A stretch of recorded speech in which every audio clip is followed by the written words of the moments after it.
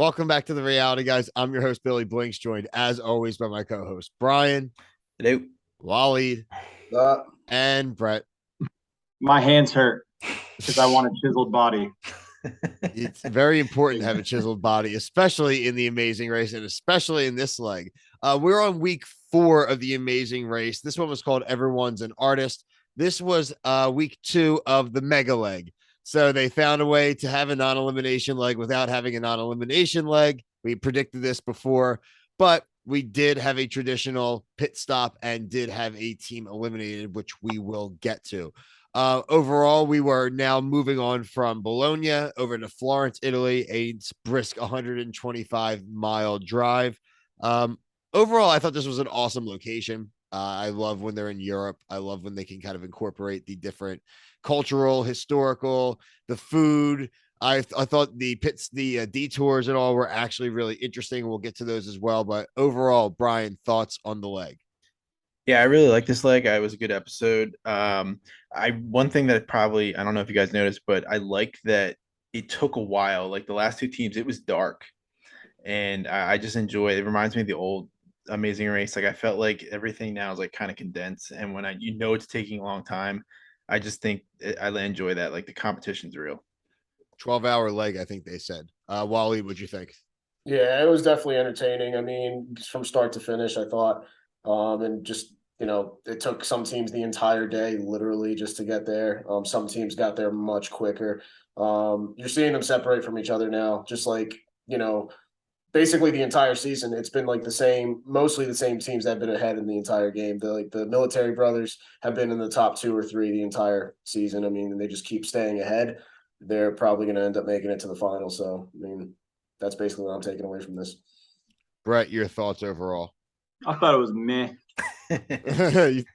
Yeah. Well, so at the very beginning of the episode, I was trying to figure out who got eliminated because I missed last week, and then I was freaking out because I thought Lumumba was gone, the Kevin Hart dude. And yeah, then I saw Lumumba him. number 5. Yeah, so I saw, and then I finally saw him. Like, oh, thank God he's here because I like him. And then I was like, who the hell's gone? And I was trying to like think if I could figure it out without cheating. And I finally looked it up and realized it was a mega leg. So and then the first challenge I liked because there was some trickery to it, and then the other challenges I sort of zoned out because I thought they were dumb and I was taking a shower. But you stayed and finished it while watching the shower. You stayed clean and you were watching the Amazing Race, which we really appreciate. We're going to run down chronologically this episode. I am proud to say, guys, I think I have 2 Mario Party references for this episode. So we're doing well, keeping up. Like Brett kind of mentioned in the beginning, the Roadblock was called Do You Want to Have a Chiseled Body? So basically there were these faux stone blocks. I think they were basically just like a clay plaster around these actual statues. You had to go ahead and just chisel away all the crap in the stone and all the plaster around it. If you damaged it at all, the statue underneath, you had to make repairs to it. Overall, I think some teams really made it more difficult on themselves than they needed to. I do think that like there was a huge disparity in from what the beginning teams did as far as efficiency versus the end teams. This is my first Mario Party reference. This one reminded me of Crazy Cutter. Hell yeah. 100% Crazy Cutter I vibes knew for you were me. gonna say that. Anybody, guys, open forum here. Thoughts on the Roadblock? Do you want to have a chiseled body? Do you want a chiseled body? I think it was like a good idea because the people coming in late, like especially like the team that got eliminated, they're just like kind of shook. Like, oh my God, I can't believe that I need to do this. How are these people doing it? And I mean, it That's put them what in dumb like a teams tailspin. Like, here's how you figure it out. You just take the damn chisel, you start, and you see where it gets you. And then you're going to notice, oh, wait, I don't actually have to create this entire statue myself. And you know what? And you know how you would have known this if you read the directions. Yeah. We've covered this. Yeah. Like, Rainbow-haired girl was like freaking out and like saying, I don't do this. And I'm just thinking the whole time, you were literally a motivational speaker and you're just like being a crybaby quitter right now. Like this is like not good for your future job prospects because you don't seem very motivational. she and then her boyfriend wasn't motivating her to do it. until I guess after commercial, and I was like, "Yo, you guys probably suck at your job." It was not a good. That was not a good look. Kudos to you, Brett, for worrying about their resume and their LinkedIn after the Amazing Race. She was really willing to take a 4-hour penalty just to not even do it. Yeah, that was bad. Wouldn't take one stab at it. That was bad. 4 hours is death. Like it really is. She said it as if like we might still have a chance. No. Like these teams are not going to go to broke their legs. Yeah. Well, that's where her boyfriend stepped in and was like, "Yeah, we're dead in the water." If we Rich. 4 hours. Thank God he had some sense in his head. I just had more sense to realize that it was like it was hidden within the block, and that these people weren't actually like sculpting this thing. Yeah, I'm sure Amazing Race isn't going to expect these people to be professional sculptors. Read the directions. Molly was the first to finish on this challenge. So again, kind of proved this wasn't a full brawn challenge. You just had to be strategic and smart about the sections you were breaking away and not to cause a bunch of uber damage. So you could easily move on and have that really high percentage crazy cutter score. So you could win your coins. Yeah. We're going to move on to one other person that we kind of do have to highlight, like Sharik, because this is kind of we're talking about throughout the episode too. She was not having it. She was losing her crap. We will get more to that when we get to the detours, but it already kind of started here during the initial roadblock, getting very disheartened. Dom, like you said, Rich and Dom were the last ones to arrive there, and that was kind of a theme throughout the episode. The 2 detours, guys. 1, eye for fashion. There's 3 photo shoots and models throughout different locations. You have to memorize what they looked like, and you had to memorize their locations. This is the Mario Party other reference I have here. This was like messy memory, where you have the shelf and everything's all over the place. You need to remember what they are and where they are. That's Mario Party 3. So 2 references already for Mario Party. Also, the other one was a windows of opportunity. You have to go to 3 different window locations that are kind of like takeout window locations in Italy. Really cool little tiny portals. They said there was 150 windows. So you had to go to 3 of the 150. You had to navigate. My thoughts were that the second one, the windows of opportunity, seemed much more straightforward and easy than trying to do memorization. I always try to steer away from those memorization ones because the danger is of you maybe having to go back. What are your guys' thoughts? Which one would you have done and why? 100% the windows. Yeah, I probably would have done the windows, but I sort of missed part of it. So did it involve running around and looking through the windows as quick as possible? It was you had 3 set locations to go to. And yeah, to get like the soup, the food, and the drink, right? Yeah, it was the soup, the biscotte, and the I actually have. But was that one just like the charcuterie board? Tuscan soup, cured meats, and biscotte. Why wouldn't you take the windows though? I feel like it requires no brain, right? Don't you just walk past every window and finally find it? I guess they would be the running around, locating the time, maybe technically to get it. I think if reading a map, if you could memorize and really had a photographic memory and could, I think in theory you could probably do the other one faster, but not as likely. I might have done the photo shoot just because I have pretty good memory.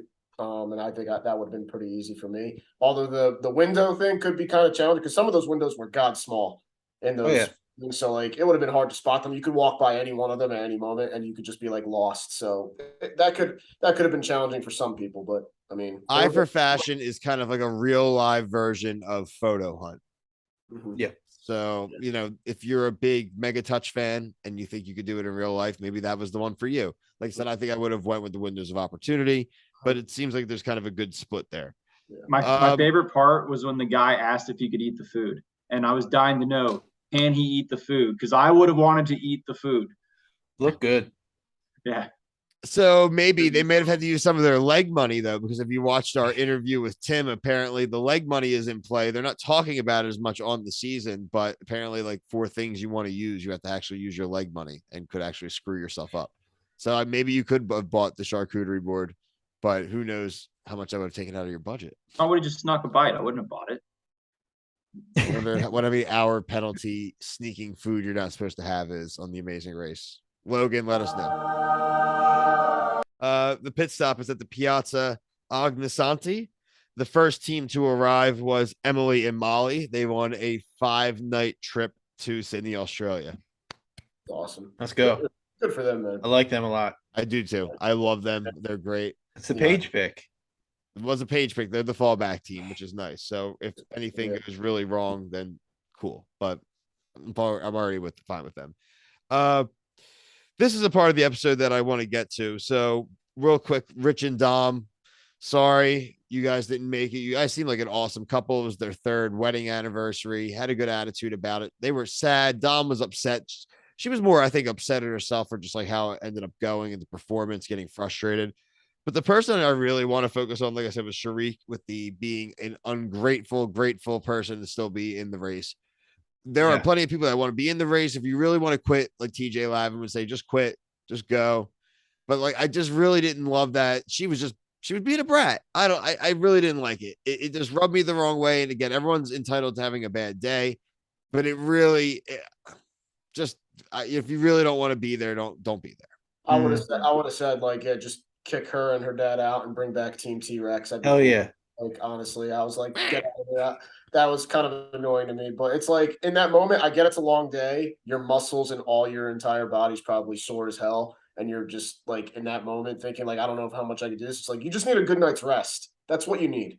That's it. Which is exactly what she was getting. So I guess that's why she quit. Like it's over. Like, we're giving you a bed.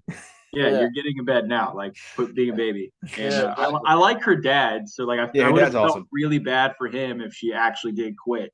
Yeah, because he was talking her off the ledge. Yeah, being supportive the whole time. I gotta learn from him. Well, we could all learn a little bit. He was a saint. He was a saint in that moment for sure. Overall, the mega leg's over. I am looking forward to just having a self-contained leg next week. I would like to also see like maybe a fast forward come into play. Be nice to maybe see that. I'm excited for next week. We're going to Jordan. Oh, next week is Jordan. I never really see the previews. Always get cut off on my recording. That's my home. I want to see U-turns. Awesome. Yeah, bring back U-turns. Yeah, I wonder. I don't know. It'd be really cool to see one of those. Be cool. Also, like to see them maybe acknowledge the funds, the leg. Yeah, please. Like, I want to know how much money. That was an illuminating comment by Tim. Oh yeah, I like look at the show differently now. Completely differently. If you like our coverage of the Amazing Race, we're covering a lot of other stuff, even on CBS. We're doing Survivor. We're also doing The Real Love Boat. This week we have the Jersey Shore finale. We have 2 episodes of Bachelor in Paradise. The Mole, we're gonna have the first week coverage already out. We'll have the second week coverage out. Exit interview for last week from Tim from Team T-Rex, the second team eliminated on the Amazing Race. Love at First live premiere we'll have out as well, and Masked Singer we always will have. So besides that, plenty. I mean, anything reality TV. Check out our TikTok.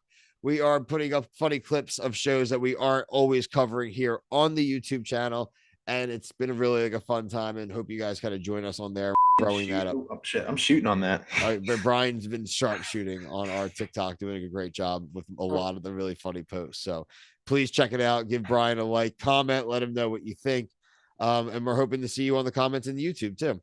But for myself, Brian, Waleed, Brett, thank you. Peace.